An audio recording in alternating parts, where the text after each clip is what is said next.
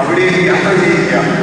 നടന്ന് വെയിലും മഴയും വേനലും ഒക്കെ അനുഭവിച്ചിങ്ങനെ നടക്കുകയാണ്. നടന്ന് വരുമ്പോഴേക്കും ശരീരം ക്ഷീണിക്കും. അതിന്റെ ശരീരത്തിന്റെ ആഗ്രഹങ്ങളൊക്കെ ക്ഷീണിക്കുന്ന അവസ്ഥയിലാണ്. ശരീരം ഉറങ്ങുമ്പോൾ ആത്മാവ് ഉണരുകയാണ്.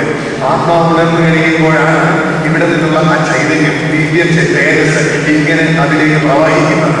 ഇവിടെ ഇങ്ങനെ ശരീരം അടങ്ങുന്നു. ചിന്തിക്കുന്ന ഒരു കാര്യം, നമ്മുടെയൊക്കെ പദയാത്രകൾ, നമ്മുടെയൊക്കെ ദേവാലയത്തിലേക്കുള്ള വരവുകളും എങ്ങനെ പോകുന്നു എന്നുള്ളത് നമുക്ക് ചിന്തിക്കണം. ഇപ്പൊ ശരിയായി പറയുകയാണെങ്കിൽ പലപ്പോഴും ചേമ്പലയിൽ വെള്ളം വീണതുപോലെയാണ്. വീട്ടിട്ടത് വലിക്കുന്നില്ല, അതങ്ങ് വെറുതെ പോവുകയാണ്. എന്തുകൊണ്ടിങ്ങനെ സംഭവിക്കുന്നു? കർത്താവ് പറയുന്നത് പോലെ ഇന്ത്യയുള്ള പലതിനെയും കുറിച്ച് വിചാരപ്പെട്ടുകൊണ്ടിരിക്കുകയാണ്. ഈ പലതാണ് നമുക്ക് ഈ പ്രശ്നങ്ങളൊക്കെ ഉണ്ടാക്കുന്നത്. അതിൽ നിന്ന് നമ്മുടെ മനസ്സിനെ ശാന്തമാക്കേണ്ടത് ആവശ്യമാണ്. ഇവിടെ ആത്മാവിന്റെ നിറമുള്ള മനുഷ്യന്റെ പ്രത്യേകതയാണ് ഞാൻ പറഞ്ഞത്. അവിടെ നിന്ന് അവനിൽ നിന്ന് ഒരു ചൈതന്യം പ്രവഹിക്കുന്നതാണ്. ദൈവത്തിന്റെ പ്രകാശത്തിന് ചില പ്രത്യേകതകളുണ്ട്. വിശുദ്ധ യോഹന്നാന്റെ 1-ാം ലേഖനം 1-ാം അധ്യായം 5-ാമത്തെ വാക്യത്തിൽ യോഹന്നാൻ പറയുന്നു, ദൈവം വെളിച്ചമാകും. വളരെ ശ്രദ്ധേയമാണ്. ദൈവം വെളിച്ചമാകും. ഞാൻ ആദ്യമേ പറഞ്ഞു, വെളിച്ചമില്ലാതെ, പ്രകാശമില്ലാതെ മനുഷ്യന് ജീവിക്കാനൊക്കത്തില്ല, നിലനിൽപ്പില്ല. പക്ഷേ പ്രകാശത്തെ കുറിച്ചൊക്കെ ഒന്ന് ചിന്തിച്ചു നോക്കുകയും, ഇവിടെ വെളിച്ചമുണ്ട് അല്ലേ? പക്ഷെ ഈ വെളിച്ചത്തിനും ഇരുട്ടില്ലേ? ഈ വെളിച്ചത്തിനും ഇരുട്ടൊളിച്ചിട്ടുണ്ട്. ഇതിലും ശക്തിയേറിയ നല്ല പവറുള്ള വീണ്ടും മണ്ണിലൂടെ കത്തിച്ചിടാക്കി വീണ്ടും പ്രകാശമുണ്ടാകും. അപ്പൊ ഇവിടെ നിന്ന് വീണ്ടും അന്ധകാലം കൊണ്ടുപോയി. പക്ഷേ ഇവിടെ നമുക്ക് മനസ്സിലാക്കാം, ഈ പ്രകാശത്തിനും എന്തുണ്ടായിരുന്നു? ഇരുട്ടുണ്ടായിരുന്നു. ഇരുട്ടുള്ള പ്രകാശത്തിലാണ് നമ്മൾ ദൈവത്തെ അന്വേഷിക്കുന്നത്.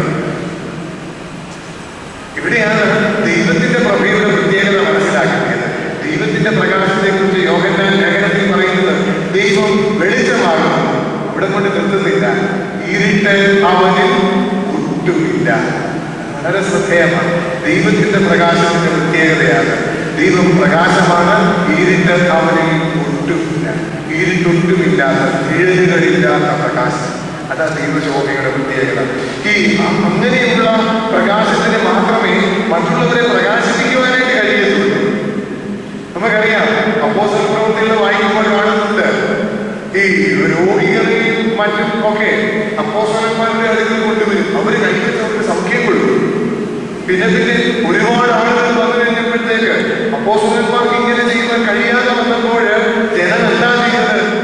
അപ്പോസ്തലന്മാർ കടന്നു പോകുന്ന വഴിവക്കിലും ഒക്കെ ഇവരുടെ നിഴലെങ്കിലും വീടിന്റെ രോഗികൾക്ക് സൗഖ്യം വരുവാനായിട്ട് അവരെ കൊണ്ടുപോയി വഴിയോരങ്ങളിൽ ഇരുത്തുമായിരുന്നു. അപ്പോസ്തലന്മാർ നടന്നു പോകുന്നിടത്തേക്ക് ഇരുത്തുമായിരുന്നു അല്ലേ? ഇവരിൽ നിന്ന് പ്രവഹിക്കുന്ന ഒരു ദൈവ ചൈതന്യം, ഒരു കുടുംബ ചൈതന്യം, അത് നമ്മൾ തട്ടുവാൻ വേണ്ടി കൊണ്ടുപോയി വഴിയോരങ്ങളിൽ ഇരുത്തുമായിരുന്നു. പക്ഷേ ഇന്നൊന്ന് ചിന്തിച്ച് നോക്കുകയും, നമ്മളൊക്കെ പറയും നമ്മളിതൊക്കെ ആത്മാംശമുണ്ടെന്ന് പറയും. പക്ഷേ എന്റെയും നിങ്ങളുടെയും ഒക്കെ സാന്നിധ്യം, സാമീപ്യം തന്നെ മറ്റുള്ളവർക്ക് സാന്ത്വനമാണോ കൊടുക്കുന്നത്, അതോ അരോചകത്വമാക്കുന്നതാണോ എന്ന് ചിന്തിക്കേണ്ട ഒരു കാര്യമാണ്. അത് ഗൃഹസ്ഥർക്ക് വീടുകളിലായാലും, ഉദ്യോഗം ചെയ്യുന്നവർക്ക് അവരിൽ ഏർപ്പെടുന്ന മേഖലകളിലായാലും, എവിടെയാണെങ്കിലും നമ്മുടെയൊക്കെ സാന്നിധ്യം മറ്റുള്ളവർക്ക് സാന്ത്വനവും സമാധാനവുമാണോ കൊടുക്കുന്നത്, അതോ അരോചകത്വം ഉളവാക്കുന്നതാണോ? ഇവിടെ നമ്മളിലേക്ക് ഇറങ്ങി ചിന്തിക്കേണ്ടത്, ഒന്ന് നോക്കേണ്ടത് നമ്മളിലുള്ള ആത്മാംശം ഏത് അവസ്ഥയിലിരിക്കുന്നു എന്നുള്ളത്. ഇവിടെ ചിന്തിക്കേണ്ട ഒരു വിഷയമാണ് നമ്മളിലുള്ള ദൈവത്തിന്റെ ചൈതന്യം. അതെങ്ങനെയാണ്? ഗംഗാനദി വിശുദ്ധ നദിയാണ് അല്ലേ? വിശുദ്ധമാണ്. പക്ഷെ ഗംഗാനദിയുടെ തന്നെ പല തീരങ്ങളിൽ വെച്ചും അതിനുള്ളിലേക്ക് മരിച്ചവരുടെ പകുതി വന്ന ശവവും അതുപോലെ അസ്ഥികളും ചാരവും ഒക്കെ ഒഴുകി വിടുന്നുണ്ട്. അപ്പോഴും നമ്മൾ പറയും, എന്താ ഗംഗാനദി വിശുദ്ധ നദിയാണെന്ന് പറയും. എന്തുകൊണ്ടാണ് ഗംഗാനദി വിശുദ്ധ നദിയാണെന്ന് പറയുന്നത്? അതിന്റെ ഏതൊക്കെയോ തീരങ്ങളെ അല്ല പറയുന്നത്, അതിന്റെ പ്രഭവ സ്ഥാനം, അതിന്റെ ഉറവിനെ കണ്ടുകൊണ്ടാണ് പറയുന്നത്. എവിടെയാണ് ഗംഗാനദിയുടെ ഉറവ്? അതിന്റെ പ്രഭവ സ്ഥാനം എവിടെയാ?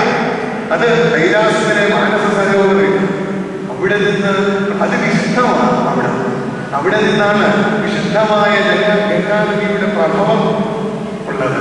അതിന്റെ ഉറവെ അവിടെ നിന്നാണ് ആരംഭിക്കുന്നത്. ആ വിശുദ്ധമായ ഉറവയെ കണ്ടിട്ടാണ് പറയുന്നത് ഗംഗാനദി വിശുദ്ധമാണ്.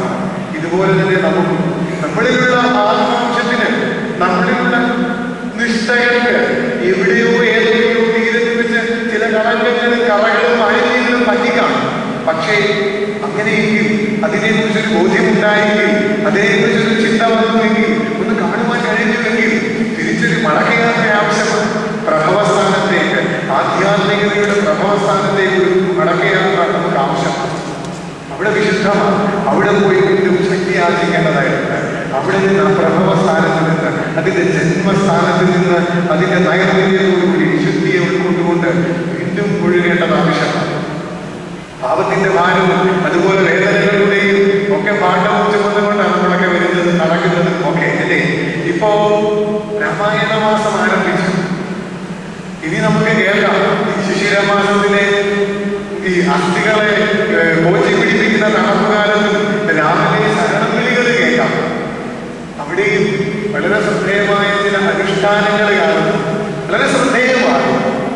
2 കെട്ടുകൾ, ഒരു ചെറിയ കെട്ടും ഒരു വലിയ കെട്ടും തലയിൽ വെച്ചുകൊണ്ട് ശരണം വിളികളോടെ പ്രഭവസ്ഥാനങ്ങളിലേക്ക്, വിശ്വസിക്കുന്ന പ്രഭവസ്ഥാനങ്ങളിലേക്ക് ഒരു മടക്കയാത്ര, ഒരു തീർത്ഥയാത്രയാണ് നടക്കുന്നത്, ഒരു ധ്യാനമാണ് നടക്കുന്നത് ശരണം വിളിയോടുകൂടി.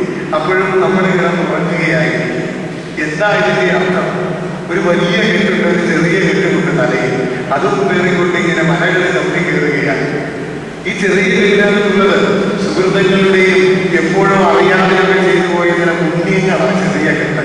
ഇതൊരു വലിയ കെട്ടുമുണ്ട്, എപ്പോഴും നിരന്തരം സംഭവിച്ചുകൊണ്ടിരിക്കുന്ന ചെയ്തു പോയ പാപങ്ങളുടെ വലിയൊരു വിഴിപ്പുകൾ, ഒരു വലിയ പാഠം. ഇത് രണ്ടും തലയിൽ കയറിക്കൊണ്ട് പ്രഭവസ്ഥാനത്തേക്കുള്ള ഒരു യാത്രയാകാറുണ്ട്. അവിടെ ശരണം വിളികളോടുകൂടിയുള്ള ഒരു യാത്ര, പ്രഭവസ്ഥാനത്തിൽ നിന്ന് വിശുദ്ധിയെ ആർജിച്ചുകൊണ്ട് ഒരു മടക്കയാത്ര ആവശ്യമാണ്. ഇവിടെ നിന്ന് നമ്മൾ ഇറങ്ങി പോകുമ്പോൾ നമുക്കും അത് ആവശ്യമാണ്. നമ്മൾ പറഞ്ഞ ഭൂമിയുടെ കേന്ദ്രമാണ്, സകലത്തെയും താങ്ങി നിർത്തുന്ന കേന്ദ്രമായിരിക്കണം. ഇവിടെ നിന്ന് ഈ വിശുദ്ധിയെ ആർജിച്ചുകൊണ്ടുള്ള ഒരു മടക്കയാത്രയായിരിക്കണം. നമ്മുടെ മനസ്സ് പലതിനെയും കുറിച്ച് ഇങ്ങനെ വേവലാതിപ്പെട്ടുകൊണ്ടിരിക്കുകയാണ്. അതിനെ ഒന്ന് ശാന്തമാക്കണം. സമുദ്രത്തിന്റെ തിരകളെ കുറിച്ച് ചിന്തിക്കുമ്പോൾ, സമുദ്രത്തിന്റെ തീരങ്ങളിൽ എപ്പോഴും തിരകളുണ്ട്. സമുദ്രത്തിന്റെ തീരങ്ങളിൽ ആഴം കുറഞ്ഞ സ്ഥലമാണ്. അവിടെ എപ്പോഴും ഇങ്ങനെ ഓളങ്ങളും തിരമാലകളും ഉണ്ട്. പക്ഷേ ഇതേ സമുദ്രത്തിന്റെ തന്നെ ആഴമുള്ള സ്ഥലങ്ങളിലേക്ക് ചെല്ലുന്തോറും നടന്നെടുക്കുകയാണെങ്കിൽ അവിടെ ശാന്തമാണ്. സമുദ്രത്തിന്റെ പരമ്പര ശാന്തമാണ്, വളരെ ശാന്തമാണ്. ആഴം, ആധ്യാത്മികതയുടെ ആഴങ്ങളിലേക്ക് ചെല്ലുന്തോറും അവിടെ ശാന്തമാകുകയാണ്. ദൈവം അത്ഭുതം പ്രവർത്തിച്ചിട്ടുണ്ടോ? നമ്മളൊക്കെ പറയും അത്ഭുതം പ്രവർത്തിച്ചിട്ടുണ്ടെന്ന്. അതുപോലെ തന്നെ നമ്മൾ പ്രാർത്ഥിക്കാനുണ്ട്, കർത്താവിനെ അത്ഭുതം പ്രവർത്തിക്കാനൊക്കെ. എന്നിട്ട് പറയും ദൈവം അത്ഭുതം പ്രവർത്തിച്ചതാ എന്നൊക്കെ പറയും. സാത്വികരായ പിതാക്കന്മാർ പറയുന്നത് ദൈവം അത്ഭുതമൊന്നും പ്രവർത്തിച്ചിട്ടില്ലെന്നാണ് പറയുന്നത്. കാരണം ദൈവം വെള്ളത്തിന്റെ മുകളിലൂടെ നടന്നു. സൃഷ്ടാവിന് തന്നെ സൃഷ്ടിയുടെ മുകളിലൂടെ നടക്കുന്നതിൽ എന്താണ് അത്ഭുതം? ദൈവം ആ വെള്ളത്തെ സൃഷ്ടിച്ചത്, ആ സൃഷ്ടാവിന്റെ സൃഷ്ടിയുടെ മുകളിലൂടെ നടന്നു. അതൊരു സാധാരണ പ്രവർത്തനമല്ലേ ദൈവത്തെ സംബന്ധിച്ചിടത്തോളം? ദൈവം മനുഷ്യനെ ജീവിപ്പിച്ചു. അതിലെന്താ അത്ഭുതമായിരിക്കുന്നത്? ദൈവത്തിന് ജീവന്റെ മേലും മരണത്തിന്മേലും അധികാരമുള്ളവനല്ലേ? പിന്നെ അവനവന് ഇഷ്ടമുള്ളവന് ജീവൻ കൊടുത്തെങ്കിൽ അതിന് ഇത്ര അത്ഭുതമില്ല. അങ്ങനെ ചിന്തിക്കാൻ എന്നെ കൊണ്ട് കഴിയുന്നില്ല. കാരണം ഞാൻ ഉൾപ്പെടെ നമ്മളൊക്കെ ആധ്യാത്മികതയുടെ ഈ 1ാം പാഠത്തിൽ കിടക്കുന്നതേ ഉള്ളൂ. നമ്മൾ അവിടെ ഇങ്ങനെ നട്ടം തിരിയുകയാണ്. അവിടെ കണ്ട ചില കണ്ണൻ ചിന്തിക്കുന്ന കാഴ്ചകളിൽ ഇങ്ങനെ നട്ടം തിരിയുകയാണ്. നമുക്ക് യാത്ര ചെയ്യാൻ ഒരുപാട് ദൂരമുണ്ട്. നമ്മുടെ യാത്രയെ കുറിച്ച് മറന്നുപോവുകയാണ് ചെയ്യുന്നത്. ശിഷ്യന്മാരുമൊക്കെ മറന്നുപോയതുപോലെ യേശുവിനോട് ചേർന്ന് നടക്കുമ്പോഴൊക്കെ ശിഷ്യന്മാരെ കണ്ടു. കർത്താവ് പറഞ്ഞ നിങ്ങളെ മനുഷ്യരെ പിടിക്കുന്നവരാക്കാം എന്നൊക്കെ